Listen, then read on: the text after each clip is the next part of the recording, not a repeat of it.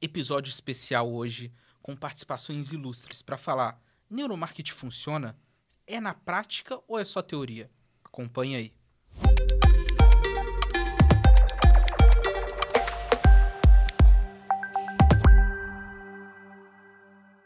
Estamos aqui para um episódio incrível hoje e eu tô ao lado de, mais uma vez, o nosso queridíssimo Patrick. Obrigado. Prazer estar aqui novamente, Matheus.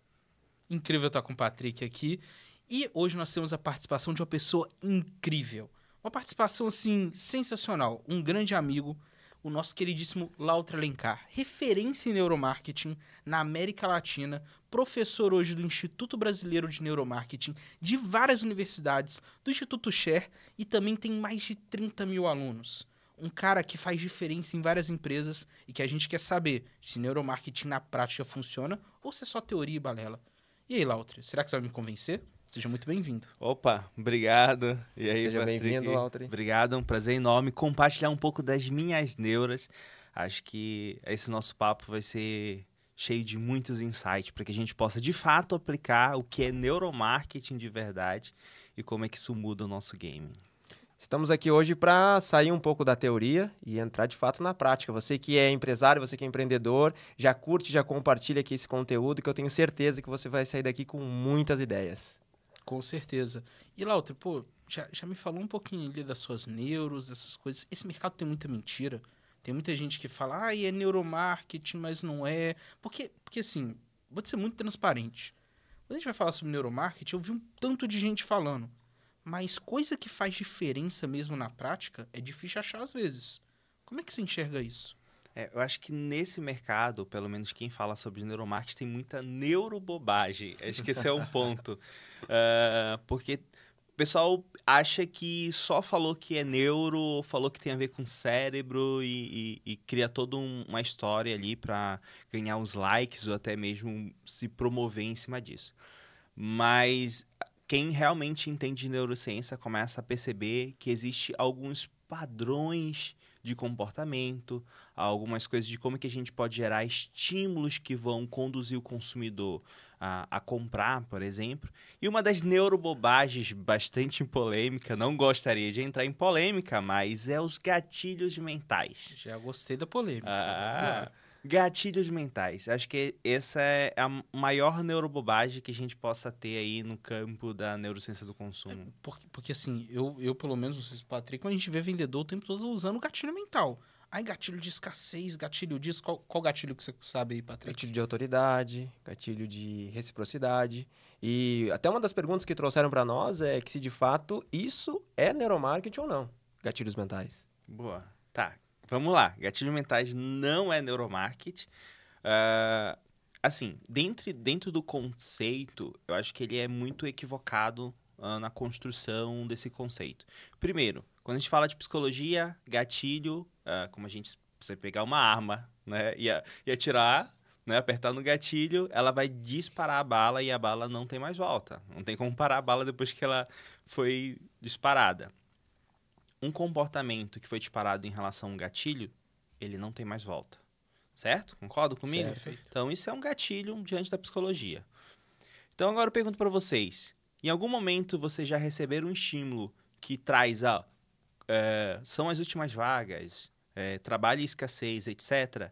Isso gerou em vocês um gatilho que vocês não conseguiram controlar e foram lá e compraram por impulso? Com certeza. Acho que todo consumidor hoje que entra em qualquer site ou busca, sempre é as últimas vagas, sempre o frete está acabando.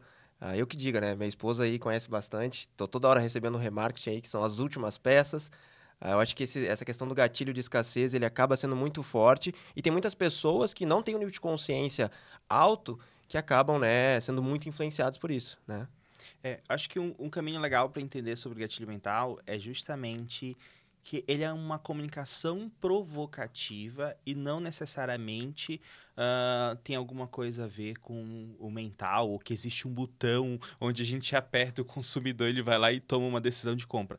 Porque, na verdade, a maioria dos gatilhos mentais, eles vêm de um conceito na neurociência chamado de heurísticas, né? Heurísticas seriam regras que o nosso cérebro tem para gastar pouca energia. Por exemplo, uma curiosidade sobre o nosso cérebro. ele pesa apenas 2% em relação ao nosso corpo, mas ele gasta entre 20% a 25% de toda a nossa energia.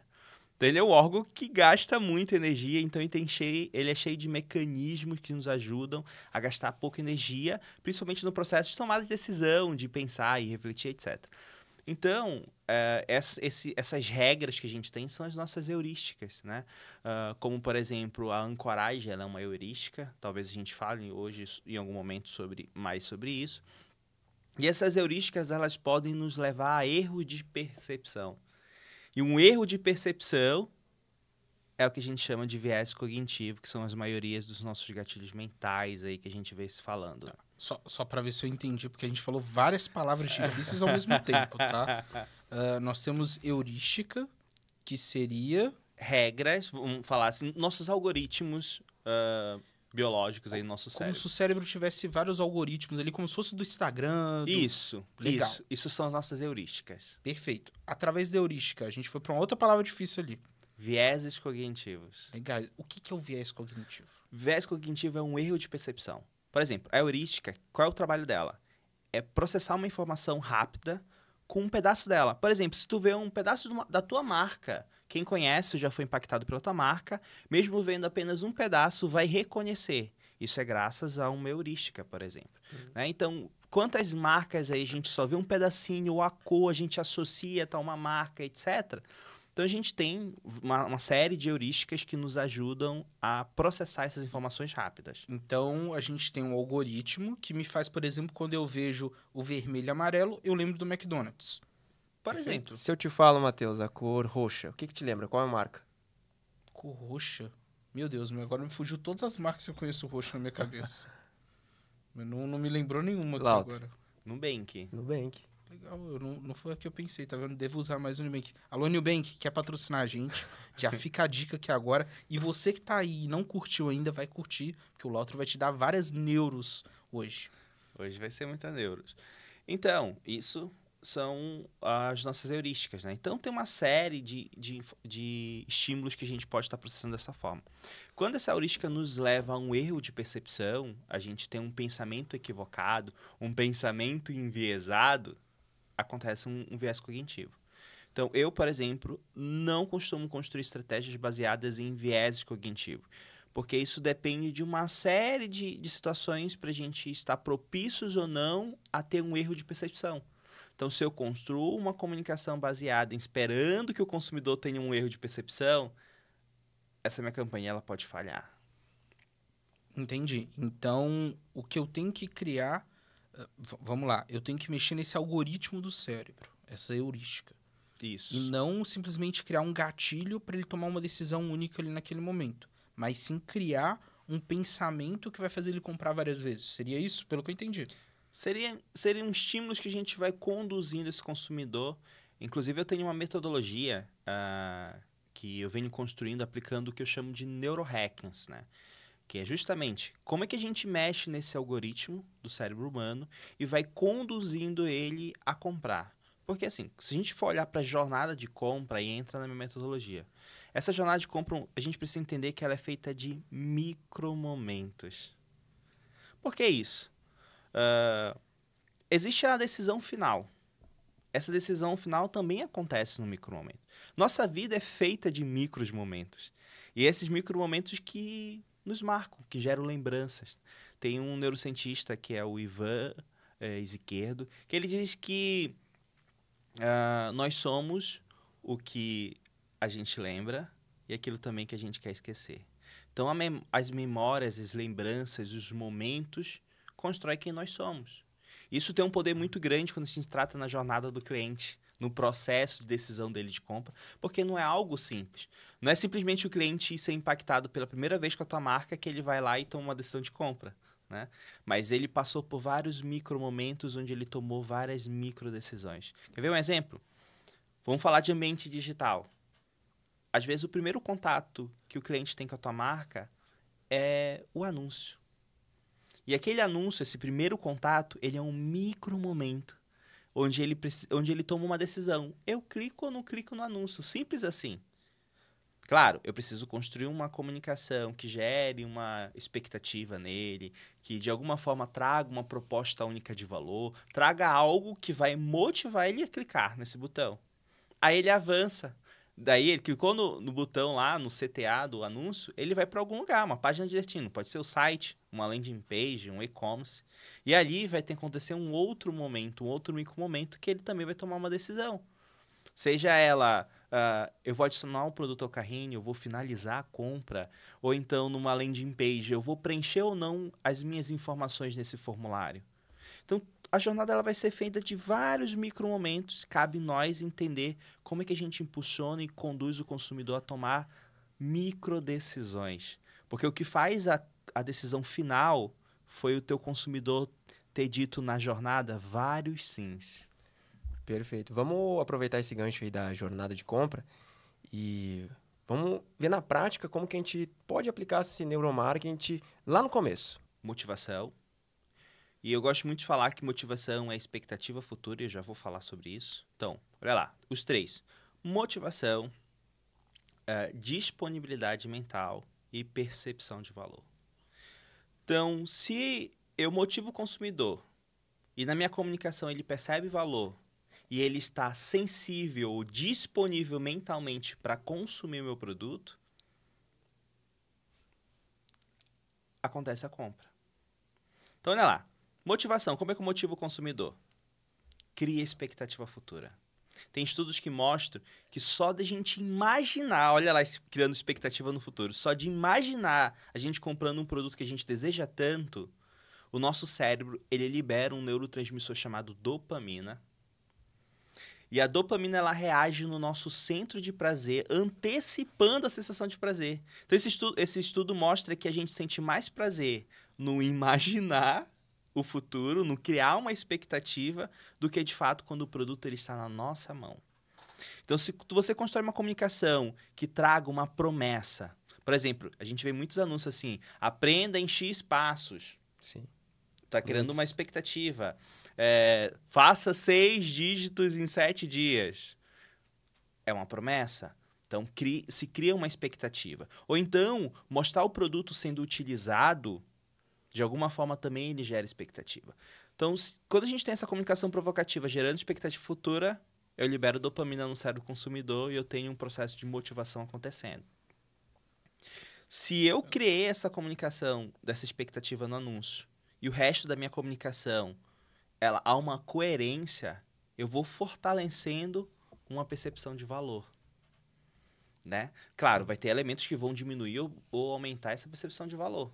Né?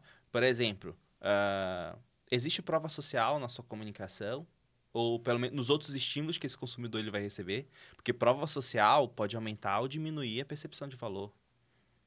A sua comunicação, o seu layout, parece que a pessoa vai cair num golpe, ou de fato você está tendo uma comunicação alinhada, mostrando profissionalismo, mostrando que você tem estrutura, porque isso também trabalha a percepção de valor. Então, motivação, que é a expectativa futura, e a percepção de valor, elas andam juntos. Legal, legal. E isso é bem interessante, Lautro, porque eu já entrei em vários e-commerce e eu assustei e acabei não comprando porque eu achei que era golpe. Isso é muito complexo, porque olha a mente do consumidor. Eu entro no e-commerce, disposto a comprar, e eu começo a olhar checkout, começo a olhar as coisas e acho que é golpe. É muito louco, entra muito parecido nisso. Poxa, e tem alguma preocupação que eu tenho que ter? O que eu devo fazer ali nesse anúncio, principalmente continuando na etapa do anúncio, para que o consumidor se sinta seguro? É realmente ele sentir que... Porque o que eu imaginei, quando você falou motivação, eu imaginei a pessoa colocando a camisa para vestir, colocando uma mochila nas costas. Beleza, legal a motivação. Os outros 2 passos, como é que eu aplico isso melhor ali? Certo. Isso vai acontecer, de algum momento, alguns elementos na minha comunicação diminuem a minha percepção de valor, gerando o que a gente chama de ansiedade. Talvez a gente pense, quando a gente fala em ansiedade, pense logo em patologia emocional, etc. Mas a ansiedade é algo natural do ser humano.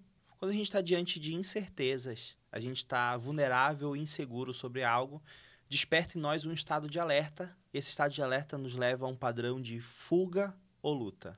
Ou eu fujo daquela decisão, eu não vou arriscar, comprando nesse site que eu posso cair num golpe, ou eu vou lutar, que é o arriscar. Não, vou arriscar, vou comprar, se chegar, chegou, né? Se não chegar, tudo bem, foi barato. Quantas vezes a gente já comprou coisa assim, né? É barato, se cair num golpe na aqui, China. na China, né? No AliExpress ali, enfim.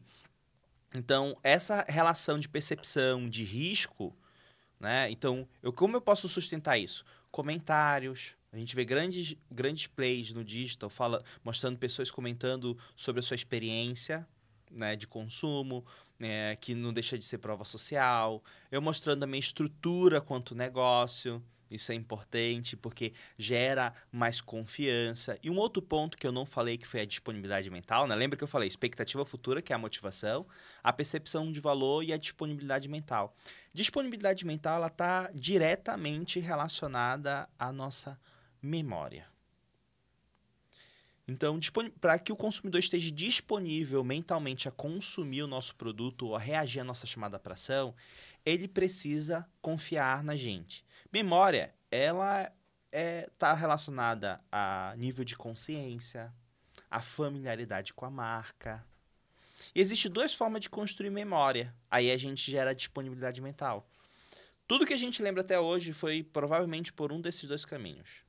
Ou foi porque você sofreu um forte impacto emocional e você lembra até hoje. Ou foi porque você foi exposto àquilo várias e várias vezes. Né? E aí a gente vê grandes marcas trazendo uma comunicação com teor emocional e provavelmente você foi impactado por aquela comunicação várias e várias vezes. As duas formas de construir memória. Então, quanto mais as pessoas, o teu consumidor, o teu público-alvo, ele é impactado pela tua marca, mais disponível mentalmente ele vai estar, porque vai aumentando a familiaridade dele. Nosso famoso remarketing é nada mais do que construir lembrança de marca, memória. Então, eu vou expondo a minha marca, eu vou mostrando a minha estrutura, eu vou aumentando o nível de consciência dele sobre o meu produto. Uma vez, numa palestra que eu dei, falaram assim, porque o meu produto ele é de venda complexa. Acho que a gente ouve muito falar isso. Nós escutamos muito. E eu disse assim, galera, na verdade o teu produto ele não é de venda complexa. O teu consumidor, ele precisa ter um alto nível de consciência para estar disponível mentalmente para consumir o teu produto. Aí essa marca, essa empresa não investe em conteúdo, né? Ela não educa o consumidor, ela não mostra de fato o quanto que esse produto tangibiliza ele no dia a dia do cliente, ou quanto que ele aumenta o nível de consciência, não trabalha remarketing, não impacta, não constrói essa lembrança de marca. Porque quanto maior essa lembrança de marca, mais disponível a gente está para comprar. Quantas marcas a gente não consome hoje em casa que a gente viu nossos pais comprando? Né? Parece até que existe um laço efetivo, mas na verdade é uma marca que está presente ali várias e várias vezes no teu cotidiano e tu acaba ficando mais sensível a comprar daquela marca, né? Isso tem relação, por exemplo, a gente ouve muito em casa Maizena, Nescau, Cotonete, e não necessariamente, na verdade, o que mais chama atenção é a própria marca, né? E eu acredito que isso tem muita relação com essa questão afetiva da memória, tá certo? Sim, por exemplo, tem marcas que viram um sinônimo de categoria. Ninguém compra palha de aço, a gente compra Bombril. Ninguém compra água sanitária, a gente compra Que Boa. Né? Então, uma série de marcas que trabalharam tanto a lembrança de marca, tanto a disponibilidade mental nos seus consumidores, que viraram sinônimos. Né? Quem sabe um dia sinônimo de aceleração comercial não seja de buy. Gostei disso, Olha hein? aí. Como é que eu transformo a de buy em sinônimo de aceleração comercial? Me conta esse segredo. E antes dele contar esse segredo, você que quer ter sua marca como sinônimo no mercado, curte aqui, pô. O Lautra tá te dando o caminho do gol. Curte aí, comenta. Conta pra gente, Lautra, como é que eu me torno sinônimo de aceleração comercial? Exposição. Expõe a sua marca no seu público-alvo várias e várias vezes. Cria essa familiaridade, cria essa conexão emocional com o seu público, você começa a virar sinônimo. Por quê? Você vai estar na mente do consumidor. Né? Por exemplo, o Bombril, quantas vezes a geração aí Bombril foi impactada por aqueles comerciais icônicos, né, de 1001 utilidades, foi impactado várias e várias e várias e várias vezes. Olha aí, a importância da gente ter um remarketing forte, uma estrutura de remarketing, não isso, de expor a tua marca, de ter ativação de marca. Então, se você quer virar sinônimo, faça ativação de marca, exponha a sua marca para o seu consumidor, aumente a conexão com ele. Isso, sem dúvida, vai fazer com que você cada vez mais tenha um maior share de mercado. Porque não é só estar na mente do consumidor, né? A gente tem que ter uma maior parte desse mercado. Então, você tem que estar presente na vida do consumidor. Parece simples de se falar, né? Mas as marcas acabam não investindo em marketing de forma efetiva e acabam não expondo a sua marca várias e várias vezes para o consumidor que, de fato, faz sentido. Vamos entrar nesse aspecto, então. A gente gosta sempre de entregar, né, para quem está nos ouvindo aí, que são empresários, empreendedores e que querem abrir também negócio, como que ele pode expor essa marca dele, né? Pensa num empresário, vamos pensar no nome aqui, o João, que tem lá sua empresa e ele quer começar a ser lembrado. O que o Lautra Alencar ele poderia trazer de uma estratégia? Faça isso, para ele conseguir iniciar esse momento, de fato, de expor a marca dele no lugar certo para as pessoas certas. O que tu faria, digamos assim? Posso dar 3 cenários? Vai lá. Que eu acho legal. Acho o João que é uma vendinha de bairro, e ele tem o bairro dele ali só. Hoje o cara que ele quer ter uma projeção, ele já tá no digital com um perfil no Instagram, e aí ele quer ter projeção. E o cara que já é maior, que tem uma rede, por exemplo, de loja já. 3 cenários. 3 cenários. Começa pelo... Como é que é o nome do primeiro? Vamos no João, no tio João. Tio João. O João do bairro ali. O que ele faz para poder mudar o game dele? Eu vou falar uma coisa que eu acho que se aplica para os 3, né? O que a gente precisa do consumidor? A gente precisa da atenção dele, a gente precisa engajar ele emocionalmente e a gente precisa aumentar essa disponibilidade mental que a gente já falou. Sim. Né? Aquele consumidor ele precisa conhecer a nossa marca ou ser familiar. Se a nossa marca parecer uma marca familiar no sentido de já vi essa marca, conheço ela, isso já é um ponto importante, já ajuda nesse complexo. Então, o João lá da venda... O tio João, que tem uma loja, ele precisa entender como é que ele ganha a atenção do consumidor na geolocalização que ele está. Né? Esse é um ponto. Né? Então, falando de publicidade tradicional, a gente já vê uma série de situações na internet, rende bastante coisas legais de como é que a gente ganha atenção na frente de loja. Né? Claro que o dígito, ele começa a dar mais possibilidade. Por exemplo, eu daria uma dica para esse tio João aí contratar um gestor de tráfego. Alô, tio João, você que tá vendo aí, hein, ó, presta atenção e já curte, hein, ó, o que o Lautra vai falar com você, hein? Contratar um gestor de tráfego para fazer uma campanha na geolocalização, por exemplo, 1 quilômetro, 2 quilômetros, onde o tio João tem a sua lojinha lá. Eu utilizo uma campanha chamada reconhecimento de marca. Essa campanha, ela tem uma inteligência artificial que ela impacta a mesma pessoa pelo menos 3 vezes em 7 dias. Então, se eu estou aumentando o número de vezes que aquele consumidor está vendo a minha marca, eu estou deixando ele cada vez mais sensível a reagir a qualquer comunicação minha de venda. Né? Esse é um ponto poderoso. Então, diria para o tio João lá trabalhar essa estratégia aí com o tráfego pago, por exemplo. E ele poderia botar um outdoor também? Sim, também. Eu ia até perguntar de panfletagem, ajuda? Eu não gosto muito de panfletagem, né? Até porque vira spam. Né? Tem quantas marcas estão fazendo spam aí? Porque às vezes a gente pega um panfleto que a gente faz, né? Por educação, dobra, bota no bolso. E os mais educados amassam e jogam no chão. Né? Por favor, não joguem lixo no chão, joguem na lixeira.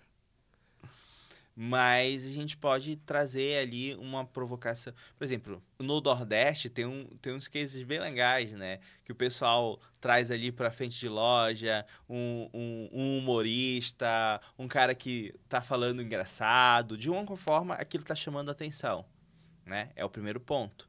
Mas como é que eu tô engajando e construindo após isso? Porque não basta só ganhar a atenção do consumidor. Eu tenho que engajar ele emocionalmente, a gente aprendeu isso, né? Gerando algum tipo de expectativa, seja ela um desconto, seja ela ali um produto que de fato vai solucionar um problema e por aí vai. Sensacional. E assim, aí voltando à parte do digital, porque a gente veio a partir do anúncio e agora essa pessoa clicou no anúncio, entrou numa landing page. Lautra, me dá, e assim, bem prático para o cara que monta landing page. Qual que é o checklist do landing page de sucesso? O que é uma landing page primeiro, né? Isso Traz é uma isso pro boa. povo. Boa. Landing page a gente pode dizer que é uma página de vendas ou uma página que ela tem um único objetivo. Esse único objetivo pode ser captar informações de e-mail, telefone para que um time comercial entre em contato, ou ter um botão do WhatsApp para direcionar diretamente para o WhatsApp da loja, né? Ela é uma página que ela está ali no meio do campo para o quê? Para aumentar o nível de consciência do consumidor, né? Então, ele foi impactado pelo anúncio, ele criou uma expectativa, né? Ele quer aprender os 7 passos para alguma coisa. Aí ele chegou nessa landing page, ele vai receber mais informações para sustentar ainda mais a percepção dele de valor e fazer uma chamada para ação. Ó, quer falar com um especialista? Quer saber mais? Chama a gente, coloca as informações aqui que o nosso time comercial vai entrar em contato. Né? Então, essa landing page ela tem um foco a uma única ação. Né? Se você está construindo uma página de venda, uma landing page, que vai mandar para o site, para a landing page, ou melhor, para o YouTube, para o WhatsApp, e ainda tem um formulário, tu tem várias possíveis decisões numa página. O que acontece? A probabilidade de aquela página ela não gerar resultado é muito grande porque dispersa o consumidor. Ele vem entrar no site, já era, foi para outro lugar. Entrou no teu YouTube, aí então se perdeu no meio do caminho, né? Então, tua página ela precisa ter uma única decisão. Só que para ela gerar resultado, a tua headline, né, a comunicação inicial dessa página, lá no topo dela, tem que sustentar a expectativa que o cara criou. Vou dar um exemplo para vocês. Teve uma época que eu estava como Growth Advisory, né, revisando estratégias de muitas empresas. E tinha uma página que tinha muitos acessos, mas poucos leads sendo gerados. Aí eu falei, ok, deixa eu analisar aqui o que está acontecendo. Olhei para a comunicação dos anúncios, vi que estava criando uma expectativa legal, atraindo um público interessante. Aí fui analisar a landing page, eu peguei e pedi assim para o time lá de marketing, falei, vamos instalar uma ferramenta que ela grava toda a interação do usuário na página. Onde que ele clicou, até onde ele rolou, né? Medir comportamentos naquela página. O que eu percebi?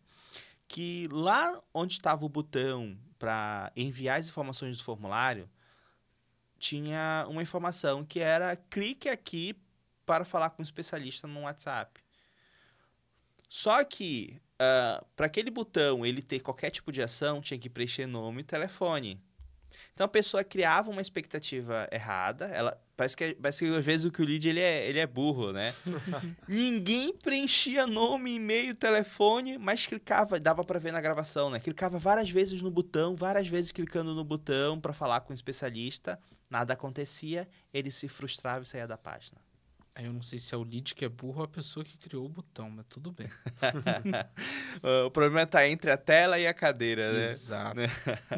Mas o que eu trouxe isso? Porque assim, a expectativa, seja qual ela for, a tua comunicação ela precisa estar alinhada, né? Então, sustentando, coerência, né? Prometi algo lá no anúncio, sustentei ele na landing page e nas outras seções da página eu vou trazendo informações que vão fortalecendo e aumentando a percepção de valor, né? Mostro quantos, sei lá, você vende um curso online, quantos alunos vocês tiveram, prova social de marcas e empresas que vocês já trabalharam, enfim, a sua metodologia, mostrar que você tem um processo claro, né? Trazer ali informações que geram consciência nesse consumidor de alguma dor que ele possa ter. Porque às vezes ele não tem percepção de qual é a dor dele. Às vezes acontece muito isso, né? Algumas marcas contratam empresas achando que aquilo vai ser o remédio para a dor dela.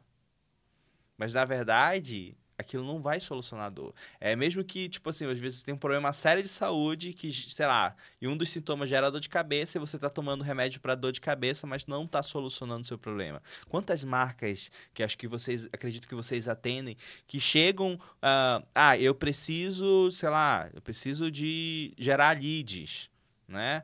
Mas quando tu vai ver, na verdade, ela precisa de uma estruturação comercial primeiro. Porque não é só gerar leads. Esse lead, ele entrou dentro do meu processo comercial e como é que aconteceu aí, né? Então, existe toda uma situação aí que a gente precisa construir, né? E eu posso trazer isso, informações dentro da landing page, para o quê? Aumentar a percepção de valor. Aí eu faço a chamada para ação, uma única chamada para ação. Preenche o formulário, vamos falar com o especialista, vamos tirar essa dúvida e etc, né? Então, é isso. Sustente a expectativa que você criou e aumente a percepção de valor trazendo essas informações. Boa. Enquanto o Lautri pensa que ele vai me dar 5 passos para eu poder ter uma landing page de sucesso. Assim, porque você me deu muita informação. Me resume em 5 passos. Mas enquanto ele pensa, hoje, Patrick, a gente estava conversando, eu tive uma call ali conversando com um cliente. E uma coisa que o Lautro me falou muito sobre ali, a pessoa que é o marketing, quer gerar lead, muitas vezes ela quer a bicicleta, mas não tem quem monte na bicicleta para poder pedalar. Então, em vez de estruturar um processo comercial, ter vendedores, ter tudo isso, a pessoa quer só ficar gerando lead ali. Pô, onde que essa pessoa pode estruturar o comercial dela, Patrick? Eu conheço uma empresa aí, muito boa no mercado, que tem ajudado aí muitas outras empresas a venderem mais, através de processo de vendas, né? Desenvolvendo e tudo mais. Essa empresa hoje aqui está conosco, que é a Dubai Sales. Aqui quem nos fala nós estamos aqui ajudando outros negócios com esses processos de vendas. Então, desde a parte de estruturação, geração de demanda outbound, implementação de CRM, tudo que envolve essa parte de equipes de vendas inside sales, a gente está ali para ajudar, né? Boa. Então, quem quiser saber mais, a gente tem um contato aqui, entre em contato. Beleza? Lautri, me dá os 5 passos para ter uma landing page de sucesso. Boa. Primeira sessão. Ela precisa ter uma headline que tenha uma proposta única de valor para gerar uma promessa, certo? Essa landing page, ela precisa ter uma boa usabilidade porque a experiência é um ponto importante, né? Seja ela que consiga se adaptar a um desktop, né? Num computador ou num celular, ela tem que ter uma boa experiência. Ela tem que ter um foco em uma única decisão, né? Então, fazer o CTA, né? Então, eu quero captar e-mail, eu quero captar telefone, ou seja, eu quero mandar as pessoas para o WhatsApp, ela tem que ter uma única decisão, né? E para que tenha uma outra decisão, ela tem que ter o quarto passo aí, um CTA, né? Uma chamada para ação. Não basta só a gente criar uma proposta única de valor e não ter chamada para ação. E o quinto e último passo é a gente trazer prova social. A prova social, ela traz um peso emocional para tomar de decisão, ela diminui a ansiedade que o consumidor possa estar tendo ali. Será que eu estou caindo num golpe? Né? Quanto mais essas provas sociais trazerem uma percepção de real, são histórias reais, são clientes reais e etc., né? Maior é a percepção de valor. Né? Então, são esses 5 pontos aí. Show de bola. E se você aí pegou papel e caneta, anota aí esses 5 passos que são importantes para você resolver sua página de vendas. A gente está falando bastante coisa técnica, entrando em muitos pontos aí envolvendo neuromarketing, neurovendas. Mas para quem não conhece o Lautri, né? Vamos saber da onde que o Lautri veio, como que ele começou a estudar esse mercado, como que ele se tornou uma referência tão grande também. Lautri, conta um pouquinho pra gente aqui, da onde que tu veio, como que surgiu essa paixão por neuromarketing, por favor. Esse sotaque diferente é da onde? Esse sotaque é paraense, né? O paraense gosta de dar uma chiada, né? Acho que vocês estão ouvindo aí muito chiado na minha fala. Sou de Belém do Pará, né? Lá... Pertinho daqui, hein? Pertinho, né? A gente está aqui no Rio Grande do Sul, então... Literalmente, eu estou do outro lado do país. Fui de um extremo quente para um extremo frio, né? Mas faz parte aí do game. Eu sempre fui um jovem muito sonhador, né? De sonhar alto e queria ser referência em alguma coisa, né? Eu admirava na faculdade pessoas que, fulano que é da empresa tal veio dar uma palestra, né? E via muito isso. Eu falei, caraca, quero um dia poder ser convidado pela uma universidade para dar uma palestra para os alunos, né? E isso sempre me encantou de alguma forma. Só que eu queria ser uma referência em alguma coisa, mas sabia que, né? Então, boa parte da minha carreira eu fui diretor de arte. Então, eu trabalhei criando aí muitas campanhas lá com Adobe, Photoshop, fiz muita coisa nesse sentido. Mas teve um momento, acho que a nossa vida, falei lá, né, feitas de micro-momentos. Teve um momento ali decisor que eu falei assim, direção de arte não faz mais sentido para mim. Eu via o descompromisso das agências com o resultado do cliente. Eu criava campanhas, layouts ali, que eu vi que isso aqui não vai gerar resultado. A agência estava mais preocupada em quanto que ela ia ganhar de bonificação num anúncio na TV, né, do que de fato gerar resultado para o cliente. E eu falei, não, quer saber, isso não faz sentido para mim. Pedi demissão da maior agência do meu estado para ir ser gerente de marketing numa empresa. E por incrível que pareça, né, não sei se é destino ou não, essa empresa ela utiliza neurociência aplicada ao desenvolvimento humano. Legal. E ali foi o meu ponto de contato com a neurociência. Mas uma curiosidade também que a neurociência ela já passou na minha vida em outros momentos, né? Eu perdi meu pai com 6 anos de idade. E meu pai, ele faleceu de um tumor no cérebro. Então, quando eu era criança, eu dizia assim, o dia que eu crescer, eu quero ser neurocirurgião para entender o que aconteceu com meu pai, né? Virei publicitário, afinal meu pai era publicitário também, tá no sangue, né? Meu irmão trabalha com marketing, minha irmã é publicitária, então todos os filhos são comunicadores, né? E criativos, etc. Então, não fui neurocirurgião, né? Como eu queria na minha adolescência. Mas quando a neurociência veio aí, anos depois, né? Acabei me apaixonando, entendendo, caraca, o quanto que aquilo fazia sentido para muita coisa de marketing. Respondia muitas dúvidas, né?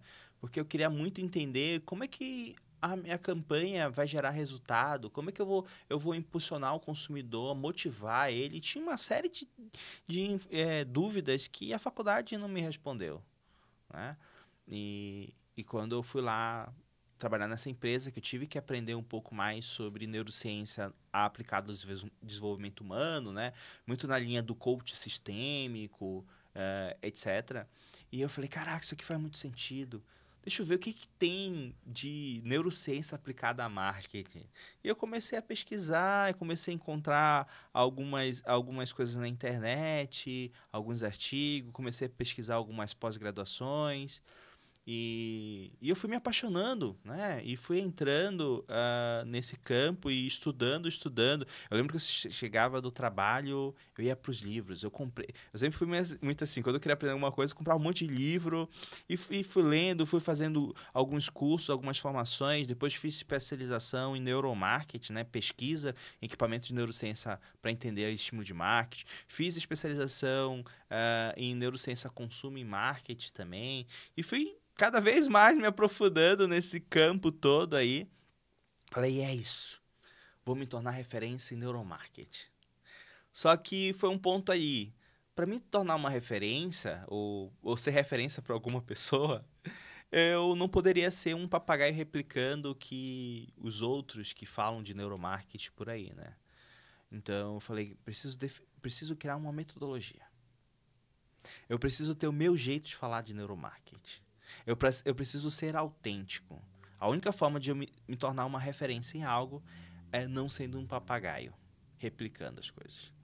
Então foi que aí eu comecei a testar os insights que iam gerando a neurociência, e dentro dessas minhas pesquisas eu fui construindo uma metodologia, fui testando, fui aplicando, né? Tive dentro de toda dessa minha jornada, né? Passei por filial da Rede Globo lá no Pará, tive contato com grandes marcas, trabalhei na maior assessoria de marketing do país, onde eu tive contato ali com grandes marcas e eu fui aplicando toda essa metodologia, né, que eu fui construindo ao longo de toda essa minha trajetória. E isso foi me dando cada vez mais projeção, né? Como hoje eu faço parte do maior instituto da América Latina de neurociências aplicadas, né? Tive aí o prazer de dar palestras para universidades em outros países, mesmo de forma online, né? Já participei de várias entrevistas. Recentemente dei uma entrevista para uma revista em Portugal que falava de neurociência aplicada a experiência no ponto de venda, né? Foi bem legal essa experiência ali de dar essa entrevista para eles. Hoje eu dou aula em 7 universidades do Grupo Ser Educacional. E consegue dormir. Meu Deus, é muita coisa que você tá me É falando. muita coisa, é muita coisa. Mas, assim, uma coisa que é legal é que eu sou tão apaixonado por neurociência que é muito leve falar sobre neurociência, ensinar Você neurociência. se diverte falando? Eu me divirto. Dá pra ver você falando rindo. É leve, né? É leve. É tranquilo. E são assuntos complexos, Lautre. E como que você acha? E aí eu vou te falar. Eu tenho como referência no empreendedorismo meu pai. Meu pai errou muito como empreendedor. E eu aprendi vendo ele errar. Ele teve academia, ele teve empresa de segurança, ele teve várias coisas. E ele errou muito. E você acabou de me falar que seu pai era publicitário, que seu pai teve uma doença que te levou a ir para o neuromarketing. Qual a importância do seu pai nesse processo? Como é que é referência para você? O meu pai, ele veio de uma família muito pobre, né? Minha mãe, meus tios me contam que ele era o irmão mais velho, né? Assim como eu sou o irmão mais velho filho da minha mãe, né? Ele desenhava em troca de ovo, de sardinha para levar para os irmãos comerem, né? Então, eu posso não lembrar muito do meu pai, mas das histórias que eu sempre ouvi na minha infância, era alguém que lutou muito, que conquistou muitas coisas na vida, né? Ele foi radialista do grupo de comunicação que eu trabalhei, né? Então foi muito importante essa minha passagem lá pelo Grupo Liberal, né? Ele foi radialista de lá. Enfim, então sempre vi essa garra do meu pai, sabe? De quanto que ele impactou ali a família dele, quanto que ele foi referência para a família. Eu falei, caraca, se eu for pelo menos ali alguns porcentos disso, né? Então, querendo ou não, às vezes refletir sobre isso me traz força, né? Para enfrentar nessa jornada. Afinal, ninguém pode dizer que eu não tenho coragem. Porque sair da sua terra, do meio da sua parentela, para ir para um outro lugar, no outro extremo, tem que ter muita coragem. Você não é um cagão, Lautre. Não sou cagão. Você é um cara com muita coragem. Parabéns pela trajetória. Porque são poucos que conseguem vencer vindo de lugares tão distantes, a gente vendo todo o contexto e ter uma referência que também conquistou, e agora te vendo, eu posso te falar que você foi muito além daquilo que você imaginava. E que tem muito, muito caminho ainda para ir. Parabéns, de verdade, Lautre. Obrigado. Ficou um clima bacana aqui, né? Clima tenso, né, gente? Boa, Lautri. Esses pontos que tu trouxe, eles fazem a gente refletir muito e eu acredito que tem muita relação também com o nosso propósito, né? Aquilo que a gente sente que precisa fazer, que de fato Deus, né, colocou no nosso coração. E te ver falar, te ver trazer esses conteúdos. A gente já teve a oportunidade, eu e o Matheus, de assistir palestras suas, inclusive esse ano, né, lá no Gramado Summit. Foi um momento bem especial, tanto para ti, tanto para nós aqui também. Conta um pouquinho para nós como foi a experiência lá, palestrar lá no Palco Share, no Gramado, e também essa relação com o teu propósito, né? Traz um pouquinho para nós sobre isso. Inclusive, Rafael do Share, estamos te esperando aqui, tá?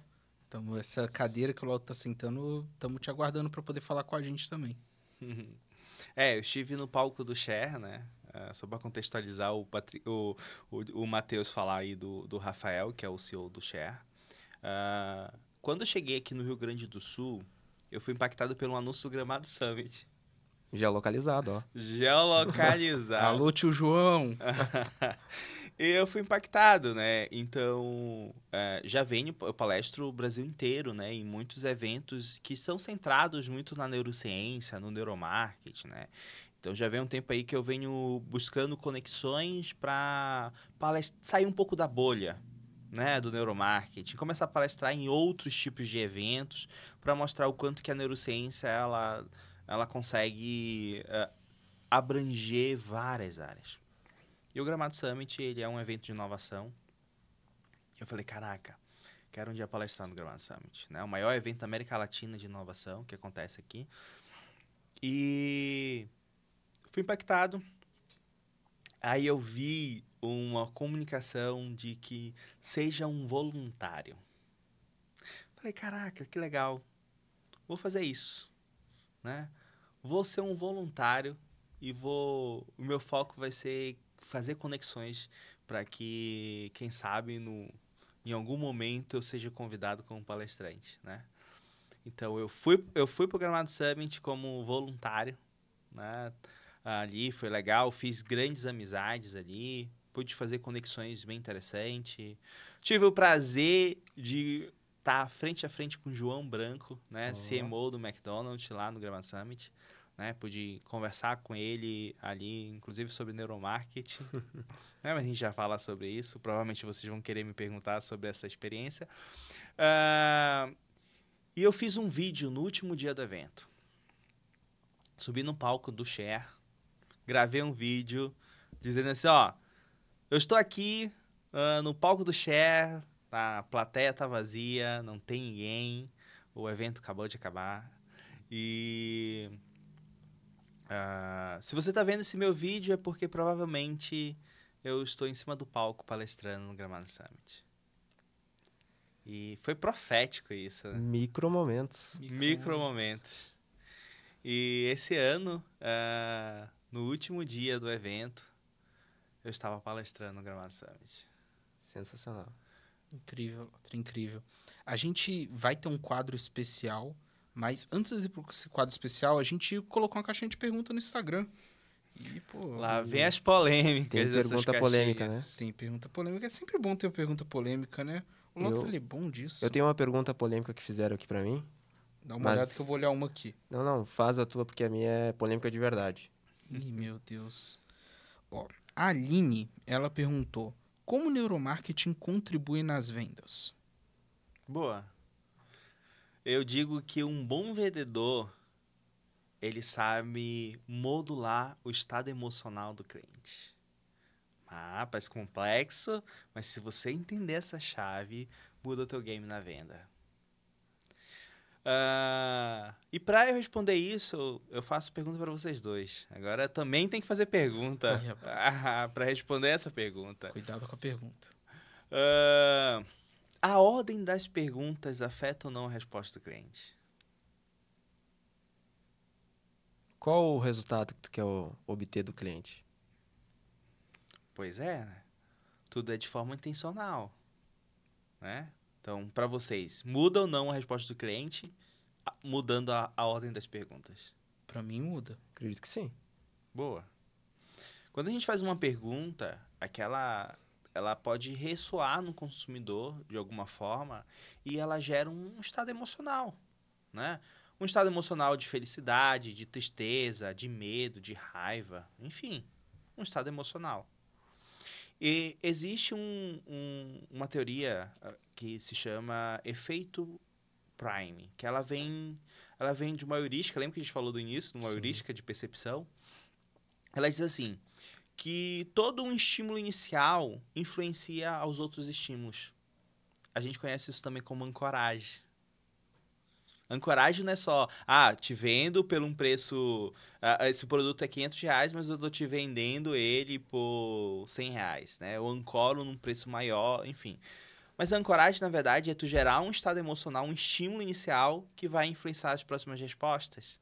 né? Então, quando você vai fazendo perguntas, você vai gerando medo, raiva no cliente. E isso vai influenciando a próxima pergunta. Sim. Né? E tu vai gerando um círculo, né? Dessa modulação de estado emocional. Aí tu vê, existem emoções ativa para ação, emoção passiva para ação. Cliente satisfeito não compra. É uma emoção positiva, mas é uma emoção passiva. Para te conduzir um consumidor satisfeito a comprar, você vai ter que conduzir um estado emocional de raiva, de medo, que é uma emoção mais negativa, mas ela é uma ativa para ação. Uma pessoa com medo, ela toma uma atitude. Uma pessoa com raiva, ela toma uma atitude. Né? Inconformada. Olha aí como é uma emoção que parece que te manda a agir, né? Então, se você consegue conduzir no consumidor ali no processo de venda a ele ter esse estado emocional, fica muito mais fácil depois de tu trazer todos os pontos positivos da tua marca, do teu produto, para deixar ele entusiasmado. Existe uma técnica chamada spin selling, né, que ela faz justamente isso. Ela encontra uma dor do cliente, ela faz ele ter raiva, ele faz ele ter medo, uma emoção negativa, mas uma emoção ativa para ação. Aí sim tu vem com todas as argumentações para sustentar, né? O que o vendedor fez? Modulou o estado emocional. Às vezes ele pega um cliente feliz, satisfeito e modula ele até ele comprar de você. Ou é um cliente ali que já está triste, né? Já está chateado e você faz ele ainda mais ter emoções ativas para ação. Então quer dizer que cliente satisfeito não compra. Não compra. Perfeito. Interessante. Quer ver? A gente compra um iPhone. Então, se você está satisfeito, não vou comprar um outro iPhone novo. Mas vem a obsolescência programada, né? O celular, o iPhone que você amava, começa a descarregar rápido, travar, não atualiza mais. Você tem vontade de pegar esse celular e tacar ele na parede. O que a marca fez? Ela te levou de um estado emocional satisfeito para um cara que está com raiva e vontade de pegar o celular e tacar ele na parede. Né? Aí ela lança um novo comercial. Novo iPhone, com novo sistema operacional muito mais rápido, com a câmera, bateria, etc.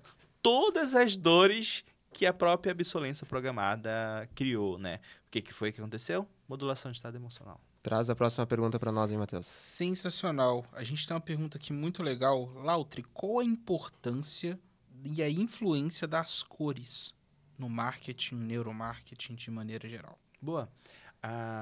Se fala muito de psicologia das cores, né?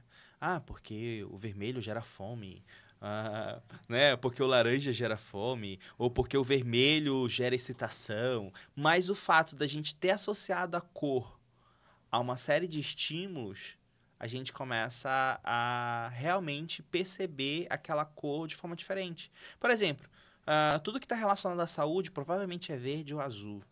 Sim. Não é porque só uma psicologia das cores. É porque muitas marcas e muitas coisas estão associadas àquilo, né?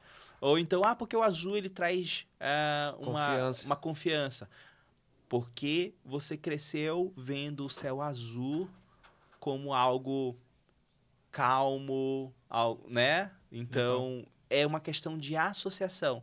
É por isso que no início da conversa a gente falou, você falou da cor roxa, que marca veio na tua cabeça? Isso é uma associação, né? Então, esse efeito de dar fome, excitação, etc., está muito mais relacionado a... Associações? Não associações. A saturação da cor, né? Qualquer cor saturada, ela vai ganhar atenção. Mas o restante está tudo relacionado à associação no cérebro do consumidor. Tu tem a pergunta polêmica aí ou eu posso fazer a minha? Pode fazer a sua. Perguntaram aqui pra gente, Lautri, tu se considera alguém que, de fato, domina o cérebro humano? Aí, com base nessa resposta, que eu acredito que seja sim, né? Eles perguntaram assim, Lautri Alencar, por ser alguém que domina tanto o cérebro, sabe, né, que é capaz de sabotar, por que esse cara aí não é alguém em alta performance na saúde? Polêmica essa, hein, Matheus? Essa é forte, hein? Essa é forte. Me chamaram de gordo. Eu não vou entrar nesse lugar de fala porque eu tô na academia. Então ninguém vai falar isso comigo. Ninguém vai falar, vai mentir, não te emagrece. Não emagrece, Mas eu tô na academia, constantemente. Quem tá me acompanhando no Instagram e quem não tá seguindo o meu, do Lautri e do Patrick, já segue que tá aqui embaixo. Mas quem me acompanha sabe, estamos na academia. Inclusive com o Rafael que está aqui atrás, é meu parceiro de academia. Tá falhando alguns dias, mas a gente tá junto nisso. Responde essa polêmica aí, Lauta. Respondendo essa polêmica. Não posso dizer que eu entendo tudo de cérebro, né? Nosso cérebro tem muitas coisas para se compreender, né? Entendo bastante, acima da média, né? A gente acaba estudando bastante sobre, mas concordo. O nosso cérebro, ele tende a nos sabotar, né? Por vários sentidos. Como o cérebro ele gasta muita energia, ele tende a automatizar muita coisa. Então, a formações de hábitos na verdade, uma situação de segurança. Criar um hábito gasta pouca energia, né? Então, a gente acaba desenvolvendo hábitos ruins por uma série de padrões de comportamento. Por exemplo, você já deve ter ouvido falar, né? Nós somos a média das 5 pessoas que a gente mais convive, né? Então, é óbvio que em relação à sabotação, em relação à saúde, se eu começar a conviver com pessoas que vivem em academia, que têm hábitos mais saudáveis, é normal que eu venha me adaptar àquele ambiente, né? Existe até um livro que fala sobre contágio social, né? Então, talvez hoje eu preciso andar com mais com o Matheus aí que está para academia, né? Com mais pessoas que tenham hábitos mais saudáveis para que eu possa absorver isso de alguma forma positivamente, né? E ter essa mudança de hábito. O segredo, então, é hábito e ambientes, né? Ambientes, isso. Exato, vamos mexer com esse cérebro, hein? Pra gente poder encerrar, vamos para um quadro final aqui, bem rapidinho, que a gente vai fazer, porque é polêmico, mas a gente vai fazer. Vamos mostrar 3 marcas, e aí eu te peço para poder ser sucinto, pra gente poder falar algo bem direto com essa marca. Como que ela tá usando o neuromarketing? Talvez como que ela pode melhorar, ou se não tá usando. Sensacional. Boa, vamos lá. Nosso queridíssimo Will aqui, grande Will, vai mostrar pra gente vai aqui. Vai sair na tela marcas. aqui? Acho que vai, ó. Vamos lá. A produção vai colocar Olha pra aí. gente. Coca-Cola. Coca-Cola tem sido sinônimo de felicidade, né? O legal da Coca-Cola é que ela criou até um ícone, né? Que é o Papai Noel. Tem uma relação muito forte com a marca. Então, a Coca-Cola, ela cria tudo aquilo que a gente estava falando. De familiaridade com a marca, de associação a coisas positivas. Quem nunca ouviu um comercial da Coca-Cola com aquele barulhinho do gás, o tss, famoso. Né? Do famoso aí.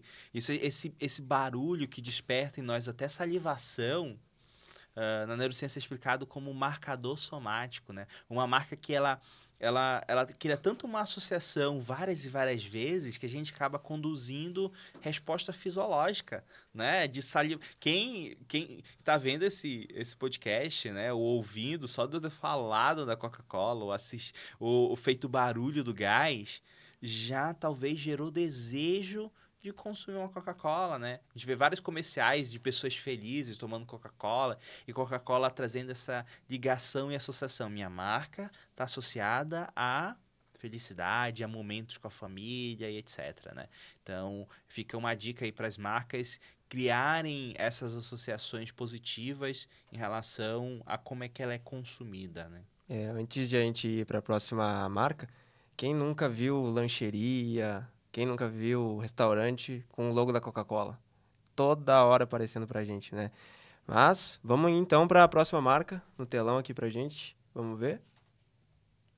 XP Investimentos, os investidores aí que querem patrocinar o podcast da Dubai. Muito bom. Uma coisa que eu acho que é legal de falar da XP, não entendo, não conheço muito como é a estrutura da estratégia deles por dentro, mas uma coisa eu posso dizer que eu percebo. A XP ela tem 2 estratégias. Olha lá, e vai gerar um insight bem legal. Ela tem uma estratégia de aquisição de pessoas para fazer download do aplicativo dela. Né? Então, ela faz toda uma estrutura, vamos baixar o aplicativo da XP. Beleza, a pessoa baixou o aplicativo da XP, mas a XP ainda não considera esse cara que baixou o aplicativo como um cliente. Sabia?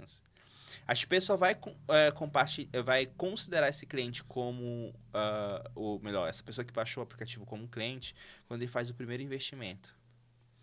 Então, para que ela possa estimular isso, ela dividiu em 2 momentos.